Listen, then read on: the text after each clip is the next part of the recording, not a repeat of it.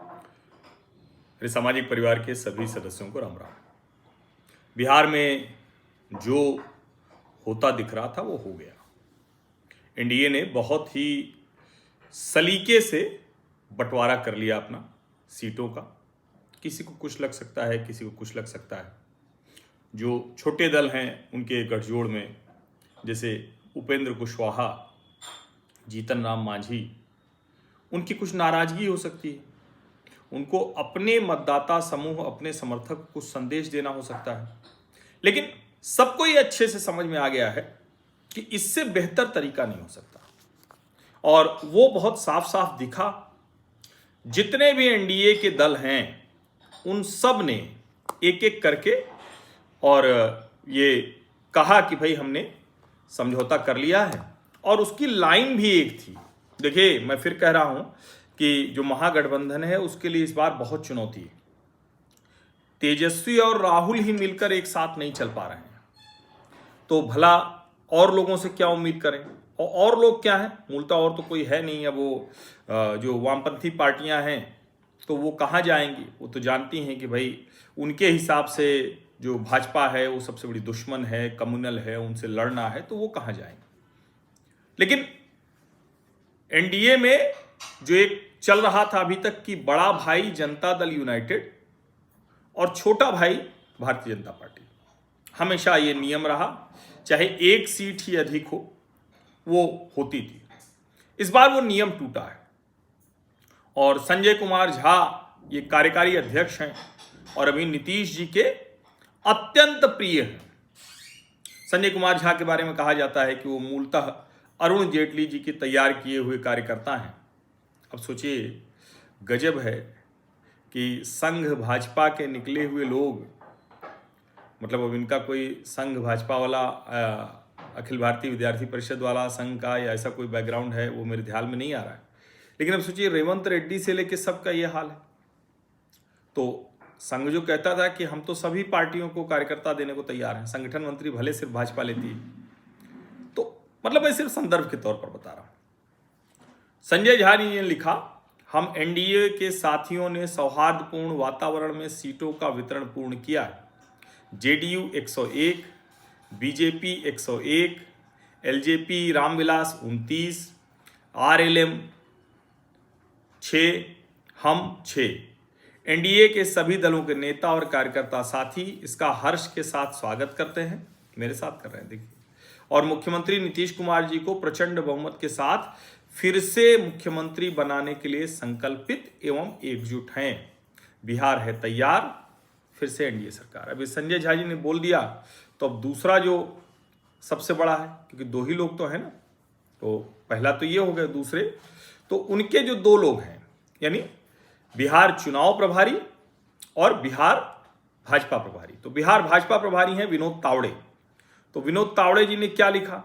विनोद तावड़े जी ने लिखा, संगठित व समर्पित एनडीए आगामी बिहार विधानसभा चुनाव के लिए एनडीए परिवार के सभी सदस्यों ने सौहार्दपूर्ण वातावरण में आपसी सहमति से सीटों का वितरण पूर्ण किया, जो कि इस प्रकार है। वही भाजपा 101, जदयू 101, लोजपा रामविलास 29, रालोमो 6 और हम 6।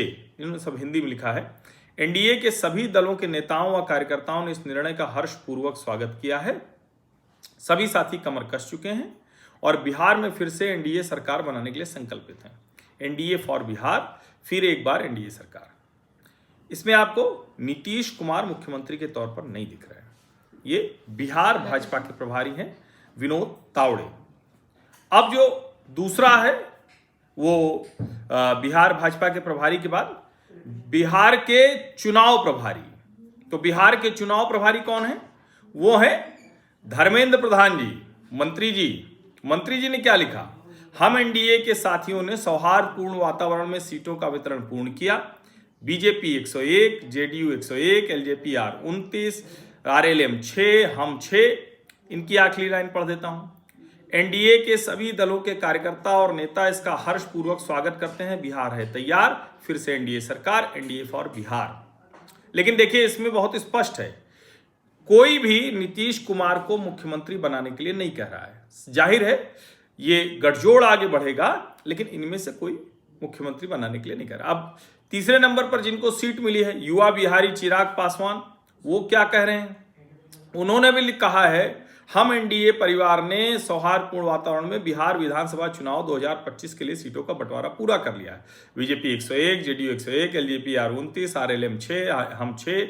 बिहार है तैयार, फिर से एनडीए सरकार, इस बार पूरे दम के साथ बिहार फर्स्ट, बिहारी फर्स्ट के साथ एनडीए बिहार इलेक्शन 2025 और चिराग पासवान, ये इनके हैशटैग।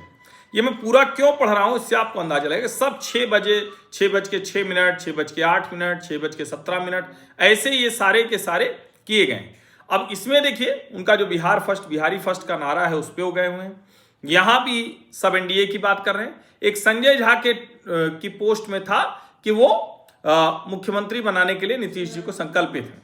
अब ये जरा देखिए जीतन राम मांझी, इन्होंने ये वाली पोस्ट नहीं की है, लेकिन इनकी पोस्ट पहले की ही है। वो 3:44 पर ही इनकी पोस्ट कल की है। अभी मैं पटना निकल रहा हूं।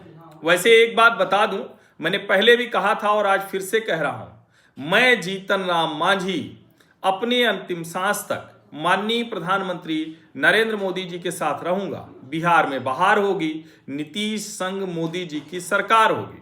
ये 3:44 पर उन्होंने कर दिया था। तो इन्होंने भी बहुत स्पष्ट कर दिया कि और चाहे जो हो, लेकिन फिलहाल उसमें कोई परिवर्तन नहीं। एक नेता जो राष्ट्रीय लोकतांत्रिक मोर्चा रालोमो, इन्होंने 2 पोस्ट की। अब इनको पता नहीं क्यों ये भ्रम है, इनकी कोई ऐसी स्थिति तो है नहीं। ठीक है, एक मतलब साथ में रहने पर सब जुड़ के बेहतर करते हैं, लेकिन ऐसी स्थिति तो नहीं कि अलग से इनको बहुत मिले।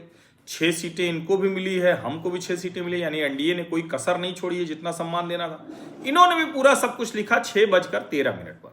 ठीक से सुनिए, 6:13 पर इन्होंने सब कुछ किया।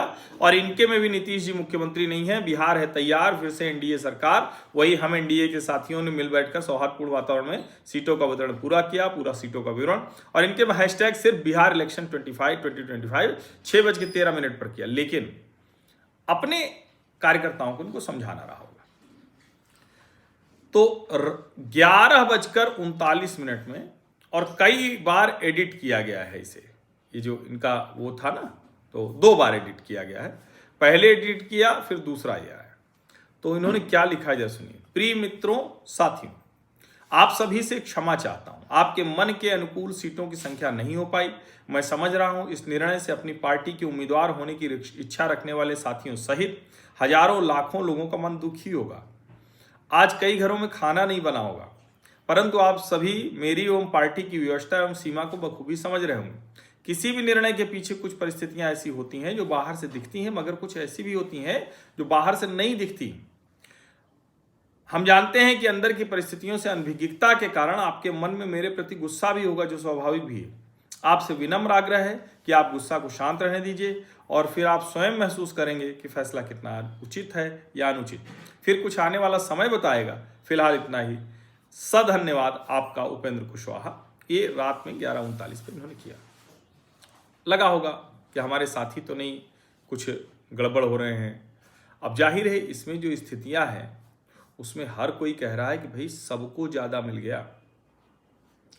मोटा मोटा हम भी यही अनुमान लगा रहे थे कि 101, 102, 100 ऐसा कुछ होगा भाजपा जदयू, और बाकी 43 में बांटेंगे।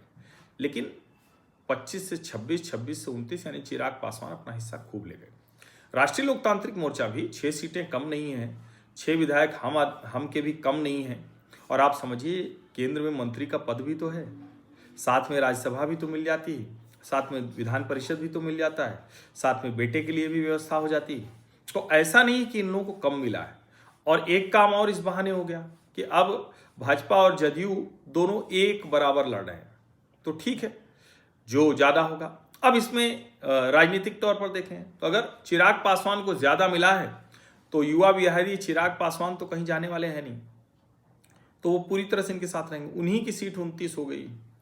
जो जीतन राम मांझी कह रहे हैं अंतिम सांस तक प्रधानमंत्री के साथ रहेंगे, तो वो भी कहीं जाने वाले नहीं हैं। तो यानी इधर तो एक तरह से कहें कि 101, 29 और 6 ये हो गया। और ये 101 और 6 उपेंद्र कुशवाहा को भी पता है कि भविष्य की राजनीति करना है। तो एक ही शर्त में, तो कुल मिला के ये कहें तो मोटा मोटा ये साफ साफ दिख रहा है कि एनडीए ने थोड़ा दब के, थोड़ा बच के, थोड़ा दबा के, थोड़ा बचा के, लेकिन वो काम कर लिया जो महागठबंधन अभी तक नहीं कर पाया, जबकि उसके लिए मुश्किलें कम थी। इनका तो गठबंधन बढ़ा हुआ है। इसमें तो स्थिति ये है कि भाई उनके साथ तो कोई बड़ा आदमी नहीं है ना, वो तो मुकेश सहनी पर बढ़े हैं। यहाँ तो बहुत बड़े बड़े आदमी हैं, उपेंद्र कुशवाहा भी बड़े हैं, जीतन राम मांझी भी बड़े हैं, चिराग पासवान तो बड़े ही हैं। और कमाल की बात है कि ये लोग तो थे नहीं उनके साथ, चिराग पासवान को उनके साथ तो लड़ नहीं रहे थे। तो अब ऐसे में जो दिख रहा है वो एक चीज बहुत साफ है, ये पूरा चुनाव एनडीए लड़ रहा है।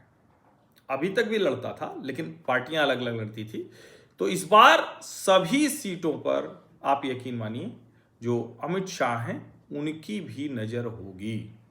इसको आप अच्छे से समझ लीजिए।